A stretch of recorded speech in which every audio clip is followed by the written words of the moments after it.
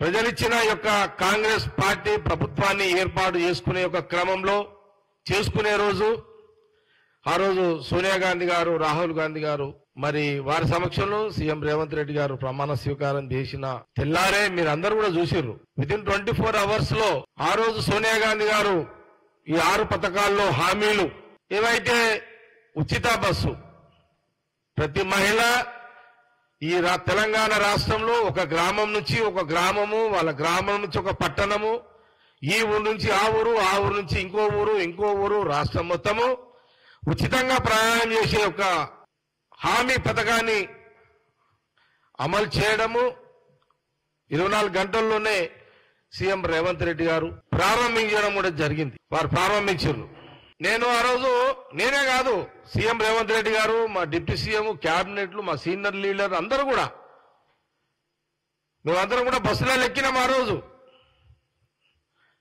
ముఖ్యమంత్రి రేవంత్ రెడ్డి గారు లాంచింగ్ చేసిన తర్వాత నేను చాలా ప్రాక్టికల్ గా చూసిన ఆ రోజు బస్సులో ఆ ఉచిత ప్రయాణం మహిళలందరూ కూడా బస్ ఎక్కడము, ఫ్రీగా వాళ్ళు ప్రయాణం చేయడము, ఒకరికి 20 రూపాయలు మిగిలొచ్చు, భారంగా అంటే వాళ్ళ మీద వనకపోవచ్చు, ఒకరు 100 రూపాయలు, ఒకరు 200. చాలా ఆనందాన్ని వ్యక్తం చేశారు మహిళా లోకం అంతా కూడా. తెలంగాణలో తెలంగాణ ప్రజలు మహిళలు ఆ రోజు ఆ ఉచిత బస్సును చాలా సంతోషాన్ని వ్యక్తం చేశారు. Students, college students, high school students, ఆడపిల్లలు ఉచితంగా ప్రయాణాన్ని వాళ్ళు చాలా చాలా వాళ్ళ సంతోషాన్ని వ్యక్తపరిచారు ఆ రోజు. ఇది ఒక బ్రహ్మాండమైన మహిళా ఉచిత ప్రయాణం ఆర్టీ బస్సులో అనే ఒక స్కీమ్ గురించి వాళ్ళు చెప్తుంటే నాకు కూడా చాలా సంతోషం అనిపించింది. ఆ పథకం గురించి ఆ మహిళలు చెప్తుంటే నేను ఆ రోజు బస్ కండక్టర్ని అడిగిన, నువ్వు ఇప్పుడు ఎక్కడి నుంచి వస్తున్నావు అని అంటే, నేను పడంచేరు నుంచి నిజామాబాద్ ఆ జిల్లాకు నేను అక్కడికి వెళ్తున్నా, రోజుకి ఎన్ని ట్రిప్పులు కొడతావు అంటే 2 ట్రిప్పులు కొడతాను అన్నాడు. అప్ అండ్ డౌన్ అంటే 4 ట్రిప్పులు. ఈ 4 అంటే పోను రాను. ఎంత టికెట్ ఎంత ఉంటుందంటే 150 రూపాయలు ఉంటుందన్న టికెట్ అన్నాడు. రోజు ఎంతమంది మహిళలు ప్రయాణం చేస్తున్నారు నీ బస్సులో?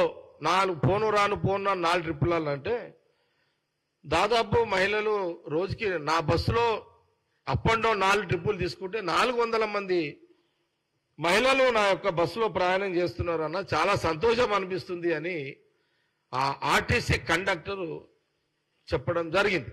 ఇది ప్రాక్టికల్. ఇది కాకపోతే కేటీఆర్, హరీష్ రావు బస్ ఎక్కారు కాబట్టి వాళ్ళకి తెలియదు. వాళ్ళంతా బెంచ్ కార్లలో తిరుగుతారు.